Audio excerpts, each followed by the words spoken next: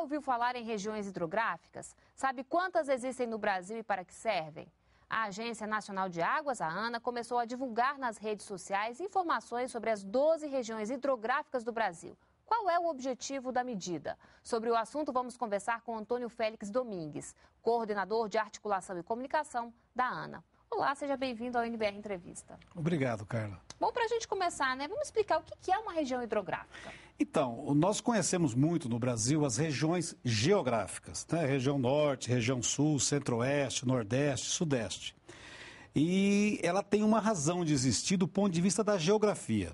Quando você fala em região hidrográfica, você faz um outro desenho do território brasileiro, e tudo isso porque o Brasil é um país muito grande, é um continente. Então, você precisa de organizar a sua base de estudos, de trabalho, de projetos, para você ser bem-sucedido. Então, uma região hidrográfica é uma região que tem uma natural vocação em termos das suas águas. Por exemplo, a região amazônica, que é a maior região hidrográfica do Brasil. Lá está contida a bacia amazônica, né? Então, ela tem uma semelhança entre todo esse território. Qual é? Que é dentro da bacia amazônica.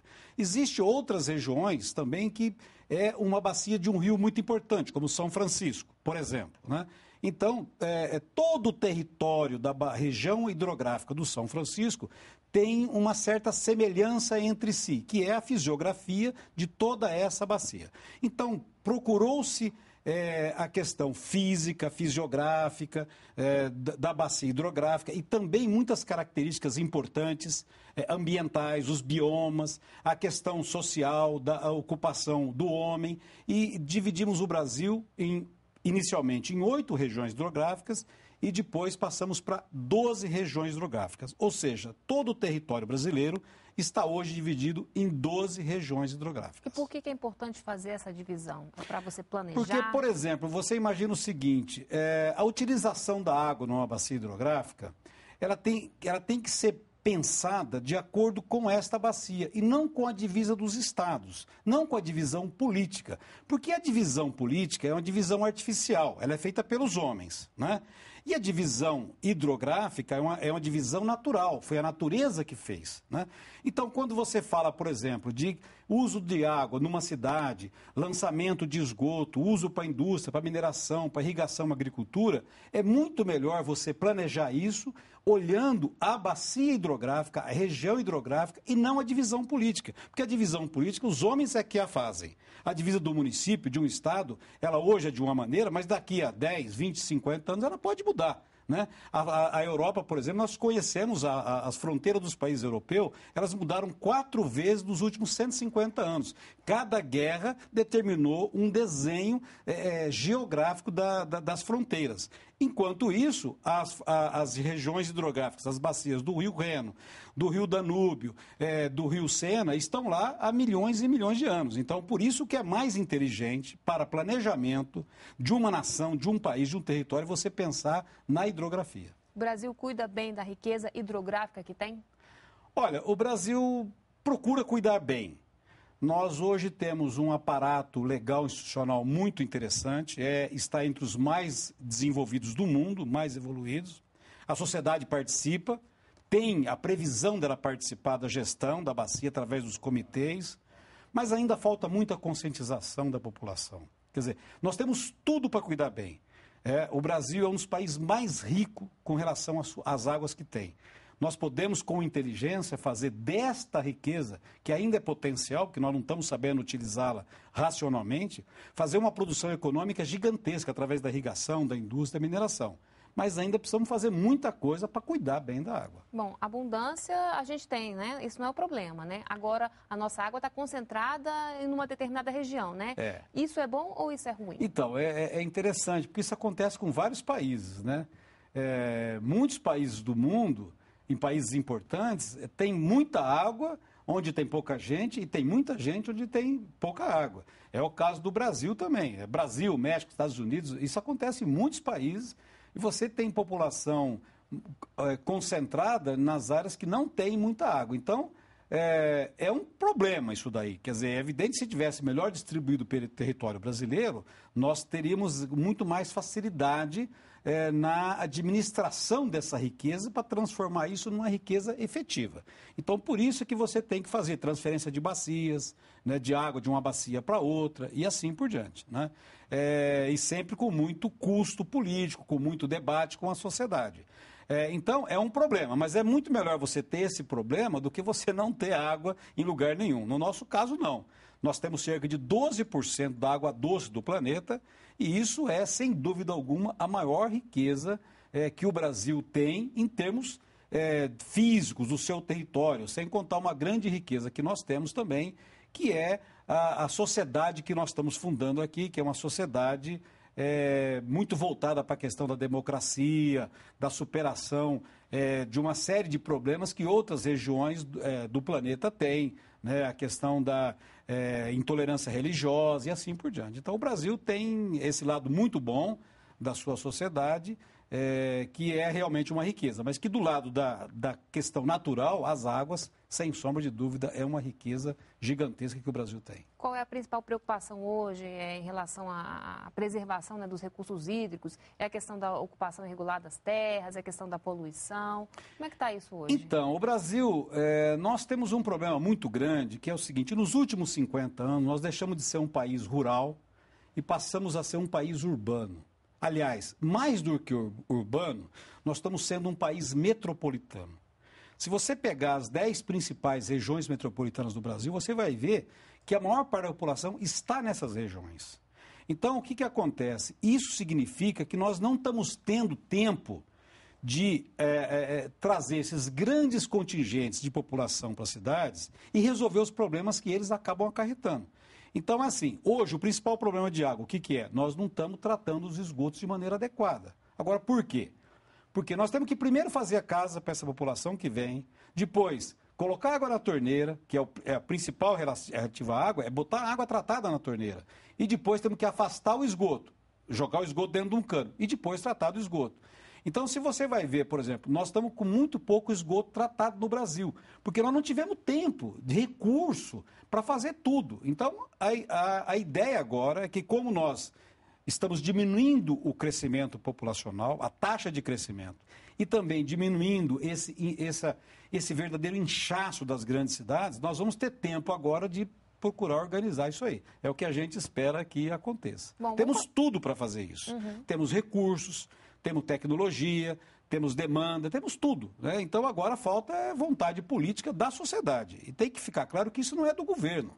Porque quem elege os representantes do povo, sejam eles nos parlamentos, no executivo, é a sociedade, é o eleitor. Então ele que tem também passar a exigir essa questão de se cuidar bem da água e do meio ambiente. E por isso que a Ana está, digamos assim, usando as redes sociais para divulgar, né, as regiões hidrográficas, exatamente, para trazer essa consciência da população? Exatamente. O principal inimigo na questão de se cuidar das águas é que a sociedade ainda não foi devidamente informada para que ela exerça o poder que ela tem de cobrar isso dos governos.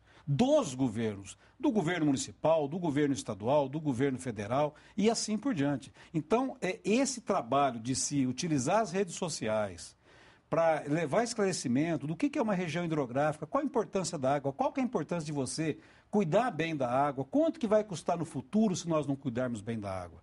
Vai ser um custo gigantesco, muito maior do que é hoje. Então, depende de nós, o momento é agora. Nós temos que cuidar bem da água agora para que as futuras gerações possam enfim, dispor dessa riqueza de maneira racional e transformar esse volume de água que nós temos numa riqueza efetiva, né? Que leve conforto para a nossa sociedade. Bom, e esse trabalho começa agora, né, com a Amazônia, não é isso? Então, é assim, nós temos essas 12 regiões e algumas são muito importantes. A Amazônia, devido ao tamanho dela, né, ela é muito grande, é mais do que 1/3 de todo o território brasileiro. O grande volume de água do mundo passa por ali, né? E nós estamos querendo, é uma bacia muito importante, porque ali é que tem a grande vocação da preservação da riqueza ambiental brasileira está ali, né? E outras também são muito importantes, como a do Paraná, por exemplo, onde está localizada Brasília, mas não apenas Brasília, onde você tem São Paulo, um terço da população e da riqueza do Brasil passa por essa região. Eu não quero ficar falando de uma ou de outra, porque todas elas são importantes. Em todas elas nós temos brasileiros, nossos irmãos que lá habitam e que muitos deles enfrentam problemas, inclusive de falta d'água. Na própria Amazônia, por mais paradoxal que possa parecer, é onde nós temos os menores indicadores de água tratada na torneira. Olha que coisa maluca que é a situação da administração desse país, né? Essa herança que nós estamos tentando resolver. Onde você tem mais água, é onde a população tem menos água tratada na torneira, né? Então, é um paradoxo que a gente tem que encarar de frente para poder resolver. A gestão da água hoje ela é municipal, estadual, é federal? Como é que é feito? Então, é uma gestão compartilhada, né? Existem responsabilidades do governo federal e dos estados na questão do domínio das águas, da água que está dentro do rio. Existem águas federais, os grandes rios que dividem o Brasil de outros países, ou um estado de outro estado, Rio São Francisco, Rio Paraguai, Rio Amazonas. Todos esses rios são federais e dezenas, centenas de outros rios são federais. Alguns outros rios são estaduais, rios que nascem e morrem dentro de um estado, são rios estaduais, embora às vezes são rios grandes, como o Rio Tietê no estado de São Paulo, mas são estaduais. Mas há também uma responsabilidade muito grande dos municípios, porque aquela água que é levada à pessoa, ao habitante, que está na torneira, essa é de responsabilidade do município. É o município que tem que prover esse serviço ou licitar, fazer um contrato de alguma empresa, de algum serviço que provenha esse serviço. Então, na verdade, provém essa água. Então, é assim, a responsabilidade ela se estende a todos os níveis de governo, federal, estadual e municipal, no legislativo e assim por diante, mas a responsabilidade pela questão da água, ela é de toda a sociedade. E a sociedade hoje tem o instrumento de participar, que são os comitês da bacia hidrográfica, onde ela participa, diz de que maneira que ela quer que aquela bacia se torne nos próximos anos, nas décadas, e qual a colaboração que ela vai dar para que a bacia atinja isso, né? Através da cobrança pelo uso da água, os usuários têm que pagar por esse uso da água, e o mais importante é que todo esse recurso arrecadado, ele volta 100% integralmente para a bacia, para fazer a recuperação dessa bacia. Esse modelo foi o modelo que a Europa, sobretudo a França, exerceu para fazer a recuperação e voltar à vida rios que haviam morrido na década de 60. Bom, conhecer para preservar. Falta muito para o brasileiro ter essa consciência? Olha, o Brasil tem avançado muito, né? Hoje nós temos, como eu disse, uma lei muito importante, que é uma lei feita em 97, né? Em 2000 nós conseguimos criar a ANA, criamos o Conselho Nacional de Recursos Hídricos.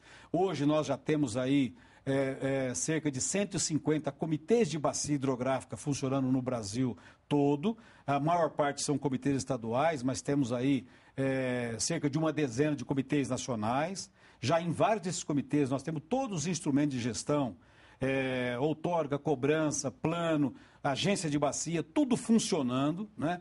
Então nós estamos avançando. Deveríamos avançar mais rapidamente, mas não adianta você avançar muito se você não avançar junto com a sociedade. É preciso que todos avancemos para consolidar essa gestão efetivamente. E aí você pode dizer que nós, daqui a 10, 20, 30 anos, estabeleçamos a gestão no Brasil todo, mas de uma maneira efetiva e eficaz, né? Não adianta você ficar, eu fiz 20 comitês, 30 comitês, isso não quer dizer nada, né? O importante é que esses comitês fomentem a discussão na sociedade para a valorização da água e participe efetivamente para a gente obter esse resultado. Tá certo. Olha, muito obrigada pela sua participação aqui no NBR Entrevista e até uma próxima oportunidade. Muito obrigado. Outras informações na página da Agência Nacional de Águas. E para rever essa entrevista, basta entrar no endereço que aparece agora, aí na sua tela. Obrigada pela companhia e a gente se vê no próximo programa. Continue aqui na NBR, a TV do Governo Federal.